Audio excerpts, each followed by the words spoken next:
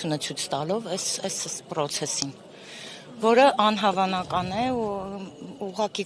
սա քաղաքական էլ չի։ Սա արդեն ազգային հիմքերի կոնկրետ քանդում է, ես ինքան հուզված եմ, չեմ կարողանում բառեր գտնել, որ նկարագրեմ այս ամենը ու յուրաքանչյուր մեկը, որ հենց հիմա տանը նստած մեզ դիտում է, ենթադրում եմ իր համար էլ սա գաղտնիք չի։ Որ Մարջան, ներողություն, շատ հասարակական մշակութային գործիչներ, արվեստագետներ, որոնք մեր ազգի հենքն են կազմում, այսօր մի տեսակ պասիվ կեցվածք են ընդունում եւ չեն խառնում, ասում են մենք պոլիտիկա չզբաղվել եւ լռում են։ Հիմա դուք այստեղ եք, ձեր կոչը, հա, ձեր գործընկերներին որն է եւ ինչ են ձեր կարծիքով լռում։ Օրինակ դուք անձնական զրույցներ ունենում եք, ոնց է լինի, շփվում եք, ի՞նչն է պատճառը, ինչ պիտի լինի, որ ոտքի կանգնեն։ Անձամբ ուղիղ հարցեր չեմ ուղղել, պատճառների մասին չեմ հետաքրքրվել, բայց կարծում եմ իրենց համար էլ անակնկալ չի եւ ինչ որ պահից հուսամ, ես դեռ հույս ունեմ, որ իրենք էլ մեր կողքին կանգնելու են, որովհետեւ սա իրոք այդ պոլիտիկայով զբաղվելը չի, այսօր կոնկրետ մեր հավատին են խփում ու եթե մենք այսօր պիտի լռենք, այսօր պիտի վախենանք տնից դուրս գալ, այստեղ ինձ թվում է վախի գործոնն էլ չի, մարդիկ այն աստիճանի հիասթափված են նախորդ քաղաքական process-ներից, որ ենթադրում են, որ մտածում են, որ սա հերթական, այսպես բան է։ Բայց նախորդի ժամանակ էլ առանձնապես ոչ բոլորը ունեին, որ Գիտեմ,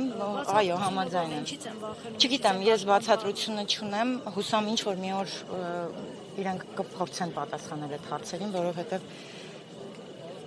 կարծում եմ հանրությունն էլ լրագրողական համայնքը եւս բոլորին հետաքրքիր է ինչու։ Գործընթացները հայ մարդ ինչ զգացիք եւ այդ տեսարանը տեսակ թե ոնց են ԱԱԾ-ականները, հատուկ ջոկատայինները գրոհում վեհարանը Միքայել Սրբազանի հետևից։ Անբացատրելի զգացողություն է, ես իմ տեսակով շատ հուզական եմ, անմիջապես հուզվում եմ, բայց այստեղ հուզվելը չի կարևոր, այլ ինչ որ մի բան անելը։ Արագ հագել եմ շորերս ու տնից դուրս եմ եկել, այդ կարողացա անել, մինչև հասա այն պահներ, երբ արդեն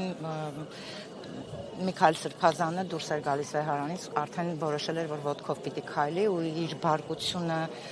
վիրավորանքը տեսնելով իր դեմքին, ես չգիտեմ, կարկամած կանգնել էի ու տեսարանը սարսափելի էր։ Ինձ թվաց ես նկարահանման տաղավարում եմ, տեսարան ենք նկարում, ինչ որ չգիտեմ, շատ հեռու անցյալում կատարված ինչ որ մի բան, որ եղել է, այսօր չի ու այս պահին չի, չգիտեմ, ենթադրում եմ իմ գիտակցությունը փորձում էր կայուն մնալու համար ինձ բլոկ էր անում, որ ես չհասկանայի այդ պահին ինչա կատարվում։ Վերջին մեկ շաբաթվա ընթացքում սա երկրորդ դեպքն է, որ շտատում են Սրբազանին, սրա մասին ինչ կասեք, շարունակական բնույթ է, այսպես ասած կրելու, թե այսպեսով կավարտվի, կհասնի վեհապառին, թե ոչ։ Ցավոք սրտի ես մեր երկրի